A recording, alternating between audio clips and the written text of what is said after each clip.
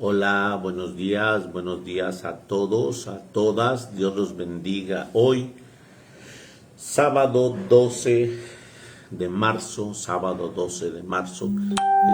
hoy en este día.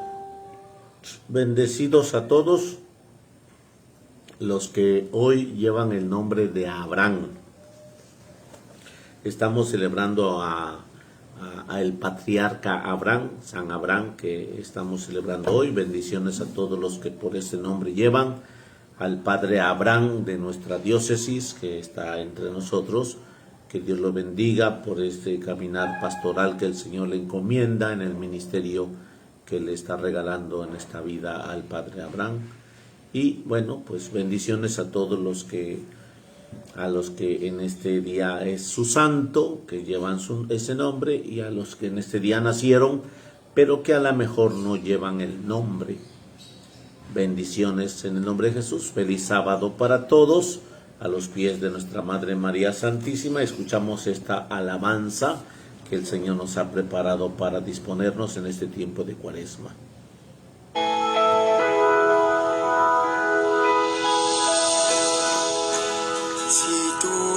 Quieres, Señor, puedes sanarme,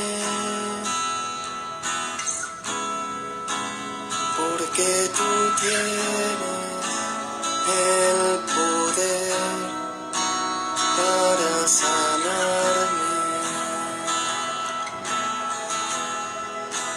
Si tú lo quieres, Señor,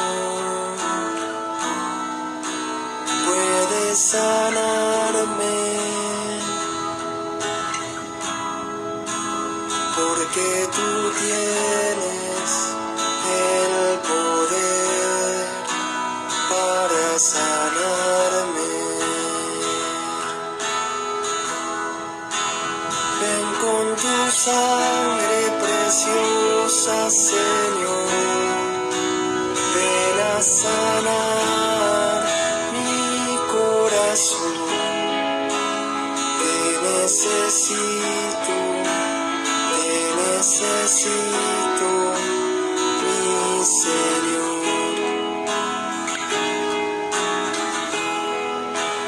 Ven con tu sangre preciosa, Señor, ven a sanar mi corazón. Te necesito, mi Señor.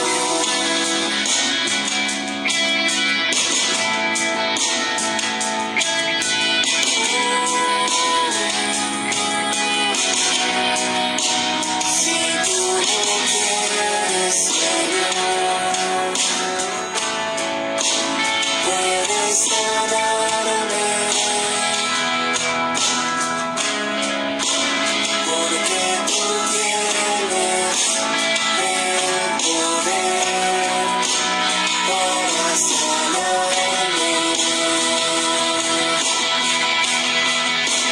Ven con tu sangre preciosa, Señor, ven a sanar mi corazón. Te necesito, mi Señor. Ven con tu sangre preciosa, Señor, Ven, Señor, ven a sanar mi corazón. Te necesito, mi Señor. Mi Señor,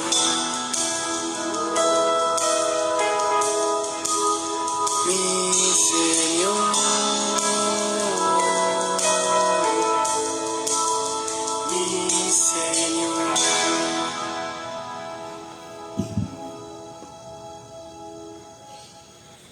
Bueno, vamos en el nombre de Jesús, en nombre del Padre, del Hijo, del Espíritu Santo. Amén. La historia de Abraham se encuentra en el primer libro de la Biblia, en el libro del Génesis. Con Abraham fundó Dios en el mundo la verdadera religión. Vivía en la ciudad de Ur, cerca de los ríos Tigris y Éufrates. Cuando Dios le pidió el sacrificio de alejarse de su tierra, que era muy fértil, y de su hermosa ciudad, e irse a un país desconocido, desértico, lejos de la familia y de amigos, Abraham aceptó ese sacrificio y Dios en pago lo premió, que sus descendientes poseerían por siempre aquel país. Abraham deseaba tener un hijo que prolongara su familia, y Dios permitió que su esposa fuera estéril y que a la edad de 90 años Abraham todavía no lograría tener un hijo que tanto deseaba. Sin embargo, nuestro Señor le prometió que su descendencia sería tan numerosa como las arenas del mar, y Abraham creyó en esa promesa de Dios, y esta fe le fue apreciada y recompensada. Dios se le aparece en forma de viajero peregrino, acompañado de 2 ángeles disfrazados. Abraham lo atiende maravillosamente bien. Dios le promete dentro de un año tendría un hijo, y Sara, la esposa que estaba oyendo detrás de una cortina, se ríe de esa promesa porque le parece imposible, ya que eran los 2 muy viejos. Dios manda que el niño le pongan por nombre Isaac, que significa el hijo de la sonrisa, y cuando el jovencito tiene 12 años, Dios pide a Abraham que vaya a un monte y le ofrezca al hijo en el sacrificio. Abraham acepta esto, que le cuesta muchísimo, y cuando ya va a matar al niño, el ángel le detiene la mano y oye una voz del cielo que le dice: he visto cuán grande es tu generosidad conmigo. Ahora te prometo que tu descendencia nunca se acabará en el mundo. Y luego ve un venado enredado entre unas matas de espina y le ofrece en sacrificio a Dios. Los enemigos atacaron la ciudad.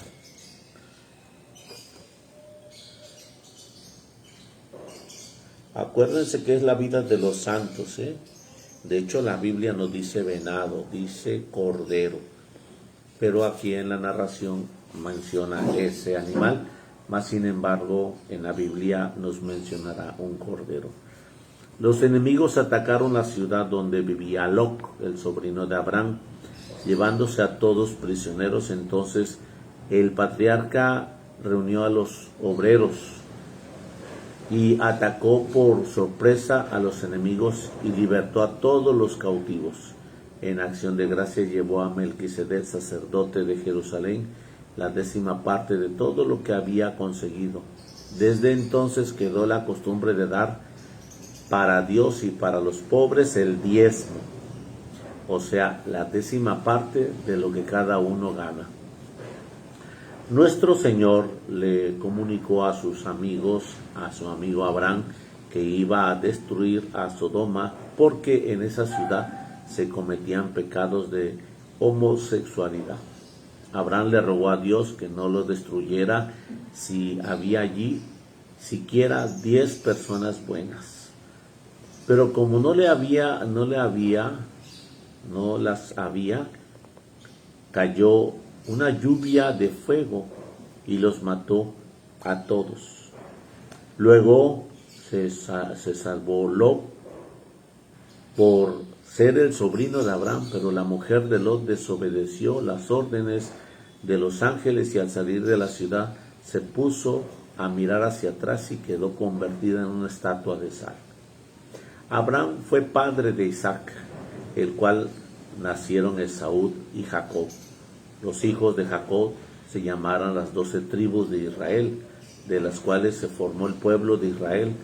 Dios le cambió el nombre de Abraham ¿Qué significa padre? Al nombre de Abraham, que significa padre de muchos. La Santa Biblia alaba a Abraham porque creyó contra toda esperanza y nunca dudó que Dios sí cumple lo que promete, y aunque parezca imposible. Santo Patriarca Abraham, pídele a Dios que nos conceda una fe tan grande como la tuya y el perseverar fieles a nuestra religión hasta la muerte. Bueno, pues hoy estamos celebrando a San Abraham, escuchamos y bueno, vemos esta imagen, cual es muy conmovedora, pero muy fuerte a la vez en ese caminar de bendición. Y hoy nos invita el Señor a tener ese espíritu de esta entrega a nuestro Padre Celestial. Vamos a proclamar el Evangelio de mañana, segundo domingo de Cuaresma. No se te olvide, mañana es el domingo por la cual yo ya no puedo celebrar la vida de los santos por ser temprano, 8 de la mañana tenemos la primera misa y tan solo ahorita ya son las 10:10. ¿Por qué son las 10:10? Porque me puse muy pochongo. El clima está como para hacer las cosas lenta y flojera y pereza. Dime si no, Betty, dime si no, dime si no. Pero en fin, vamos hermanos, en el nombre de Jesús, hoy pidámosle al Señor que nos llene de su presencia, a escuchar su palabra y a tener ese espíritu de acompañarnos en su misericordia. El Señor esté con nosotros y con su espíritu. Proclamación del Santo Evangelio según San Lucas. Gloria a ti, Señor Jesús. En aquel tiempo Jesús se hizo acompañar de Pedro, Santiago y Juan. Subió a un monte para hacer oración. Mientras oraba, su rostro cambió de aspecto y sus vestiduras se hicieron blancas y relampagueantes. De pronto aparecieron conversando con él dos personajes rodeados de esplendor. Eran Moisés y Elías y hablaban del éxodo que Jesús había realizado en Jerusalén. Pedro y sus compañeros estaban rendidos de sueño, pero despertándose vieron la gloria de Jesús y de los que estaban con él. Cuando estos se retiraban, Pedro le dijo a Jesús: Maestro, sería bueno que nos quedáramos aquí e hiciéramos 3 tiendas, una para ti, una para Moisés y otra para Elías, sin saber lo que decía. No había terminado de hablar cuando se formó una nube que los cubrió, y ellos, al verse envueltos por la nube, se llenaron de miedo. De la nube salió una voz que decía: Este es mi Hijo, mi escogido, escúchenlo. Cuando cesó la voz, se quedó solo Jesús. Los discípulos guardaron silencio y por entonces no dijeron a nadie nada de lo que habían visto. Palabra del Señor. Gloria a ti, Señor Jesús. Bueno, pues hoy escuchamos este tema de la transfiguración. Hay palabras claves que se tienen en el Evangelio sobre este caminar. Jesús se hizo acompañar, esa es una. Se hizo acompañar, es decir, no todos me van a seguir, yo voy a permitir quiénes van a seguirme. Y se hizo acompañar de la determinación de la Santa Madre Iglesia, dejándoles la herencia, el testamento de la oración. ¿Hasta dónde se llega la oración? Hasta ahí, se llama transfiguración. ¿Qué es transfiguración en el término hoy católico? Se llama místico. ¿Y quién es el místico? El que llega hasta el altar y ve la presencia de Jesús en la hostia, ve la presencia de Jesús en el sacramento de la confesión, ve la presencia de Jesús en el sacerdote. Y ese místico es el que no ve desde la tierra al cielo, hasta arriba, hasta el cielo.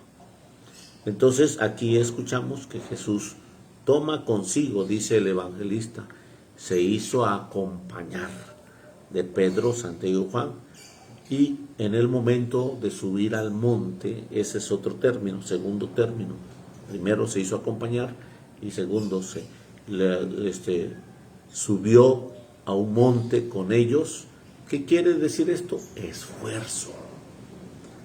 Por eso ahorita en este tiempo de Cuaresma es una oración de penitencia. Esforcémonos. Ayuno, oración de penitencia. La oración de penitencia fortalece la voluntad, fortalece la decisión, fortalece ese espíritu de gracia. Por eso cuando escuchamos que Jesús sube al monte y dentro del monte comienza a hacer oración, así dentro, arriba del monte, comienza a hacer oración. Entonces, cuando tú te subes al techo o estás al lado de tu balcón, alcanzas a ver el panorama, un panorama que te encanta y te quedas contemplando a pesar de que veas más techos. Comienzas a tener esa inspiración de ver la grandeza y de ver el horizonte grande. Y en esa situación el Señor te inspira para hacer oración, para dirigir la oración, para entonar un camino de agradecimiento por la magnitud. Jesús está en el monte. Vuelvo a repetir, subió a un monte. Subió al monte y eso significa esfuerzo, dedicación, disciplina. De tal manera que cuando subieron al monte los apóstoles, Pedro y Santiago, ya estaban gastados, se sintieron para dormir. Ellos tenían sueño, dice el evangelista Lucas. Dice, pero de pronto, cuando comenzó a hacer la oración, su rostro cambió de aspecto. Su rostro resplandeció. Ahora, si tú recuerdas, hace como 15 días Jesús dice que todo lo que tiene tus labios es lo que habla tu corazón. Todo lo que tiene tu corazón es lo que hablan tus labios. Todo lo que tiene tu corazón es lo que hablan tus labios. Ahora, la expresión del rostro es el rostro, la expresión del contenido de gracia. Tu rostro expresa la gracia determinada. Por eso dice aquí, y su rostro cambió de aspecto, se puso un blanco resplandeciente. Ahora, pues, ¿qué podemos decirte de este tema? Pues realmente que cada día que una persona está en gracia, está en libertad, está en paz, está alegre, son por consiguiente bases del amor, está enamorado de Dios. Y ese es el tema de la gracia del enamoramiento, que no te quedas limitada, que no te quedas empobrecida. Hace un rato escuchaba a Fray Nelson Medina que dice así, que dice que cada uno que estamos enamorados damos un tiempo. Decía un testimonio de una chica, que era una chica que trabajaba y estudiaba y luego entonces los tiempos no les daban y siempre andaba con muchos apuros en el trabajo y en el estudio, y en el estudio al trabajo había muy poco espacio para su libertad, muy poco espacio para su entrega. Y dice el tema de Fray Nelson, dice que todo aquello que no está en tu horario, no estás enamorado de eso. No estás enamorado de eso. Entonces, día a día que nosotros nos enamoramos, le ponemos un horario. Y de repente esta chica, entre el trabajo y el estudio, comienza a sentir el idilio y el enamoramiento de un muchacho. Y el muchacho a ella, y ella es el muchacho. Entonces ella, dentro del trabajo y el estudio, ya tenía un espacio más. Y decía que el tiempo se le hacía largo, que el tiempo le alcanzaba muy bien, que el tiempo era suficiente, de mientras estaba esclava del trabajo y esclava del estudio al trabajo y del trabajo al estudio. Pero llegó el enamoramiento y encampanó toda la gracia del estudio y embelleció toda la gracia del trabajo. Y ella tiene tiempo para su embellecimiento, tiene tiempo. Entonces, cuando tú y yo vemos esto de que subió al monte, nos invita a que nosotros tengamos un ritmo, una disciplina de nuestra oración, y el rostro nos mostrará que si esa oración es una vestimenta, una forma de expresión, una forma de vida. Escucha bien, no nada más el rostro. Después dice, y sus vestiduras se hicieron blancas y relampagueantes. ¿Qué pasa cuando mi foco está relampagueando?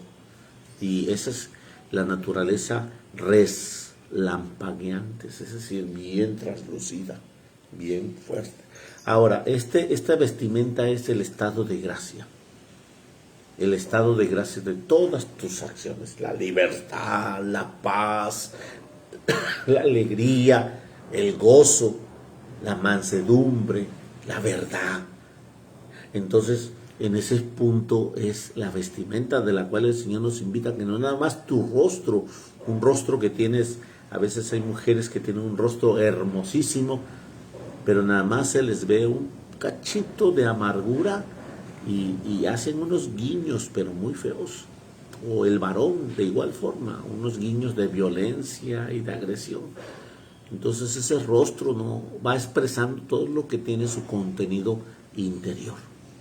Por eso cuando escuchamos esta parte, escuchamos cómo es que comienza lo místico en la oración, de la cual te vestiste primero, tu rostro y tu vestidura. Entonces Jesús comienza a hablar con Elías y Moisés. El tercer paso. Primero, se hizo acompañar. Segundo, subió al monte, esfuerzo. Tercero, rostro y vestimenta. Es decir, la oración no es un ritual, rostro y vestimenta. Cuarto, comienza una situación mística, cual Jesús nos muestra que es encuentro de diálogo con Moisés y Elías. Y ahí hay una interpretación. Moisés viene a manifestarle el cumplimiento de la ley que está cumpliendo Jesús. Ese es evidente. Pero Elías es el profeta de fuego, el que viene a manifestar que esa gracia de verse Elías, el profeta de fuego, es la más grandeza, la más grande de Jesús, un hombre de fuego en el Espíritu Santo. Entonces, una vez que ya están en ese diálogo ellos tres, Pedro se incorpora. Rendidos de sueño, Pedro se incorpora y observa, despertándose viendo la gloria de Jesús y sus acompañantes. La gloria de Jesús. Entonces, esa es la oración mística, que tú llegas a la Eucaristía, ves la Eucaristía, pero no te quedas en ese momento, trasciende tu fe hasta la profundidad de la revelación divina. ¿Qué es lo que pasa en la Eucaristía? ¿Quién está en la Eucaristía y qué es lo que puede hacer la Eucaristía? Trasciende en esa visibilidad, en esa revelación, y por eso mismo escuchamos que en este contexto Pedro, Santiago y Juan observan toda esa revelación. Ahora, Jesús es el encuentro de la transfiguración, pero esta transfiguración hace una resonancia así, va así, una resonancia así. De tal manera que Pedro, Santiago y Juan, que son la iglesia, le llega esa intensidad de gracia en la luz, en el resplandor, y Pedro se queda muy ovacionado diciendo: hagamos 3 chozas, Señor. Qué bueno se siente aquí, qué bien se siente aquí. Sería bueno que nos quedáramos aquí. En ese camino de oración, cuando tú y yo saboreamos la oración, a mí me ha encantado en los momentos de la mañana cuando me pongo a hacer oración, cuando me voy al Santísimo a postrarme, a estar con Jesús, con el Señor. No es que yo esté, Él está conmigo. Y por eso mismo en ese momento, ahí nos quedamos. Y en ese momento que Pedro le dice: hagamos 3 chozas, qué bueno se siente estar aquí. Moisés, sin saber lo que decía, de repente se escucha una voz, formó una nube que cubrió a todos, y en esa nube se escuchó una voz que decía: este es mi Hijo amado, escúchenlo, mi escogido, escúchenlo. Entonces, este es el caminar del testamento de la oración, hermanos, que el Señor nos invita a vivir. Ese testamento lo tienes tú enfrente. Ahora tú tienes el Padre Nuestro y el Ave María, que ya te lo sabes hasta los ojos cerrados, pero hay que trascenderlos en el ámbito místico, donde María Santísima está con el ángel Gabriel, donde María Santísima está ante Isabel, donde María Santísima se contempla la presencia de Isabel y donde el ángel María Santísima contempla la presencia del ángel divino.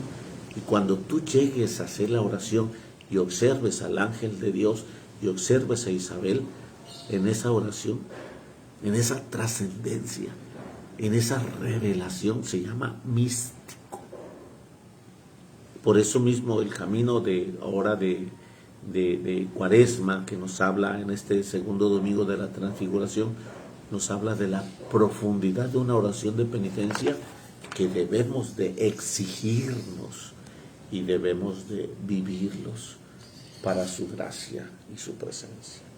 Bendito y alabado y glorificado seas, Padre, porque tú eres generoso con nosotros, tú siempre estás a nuestro lado.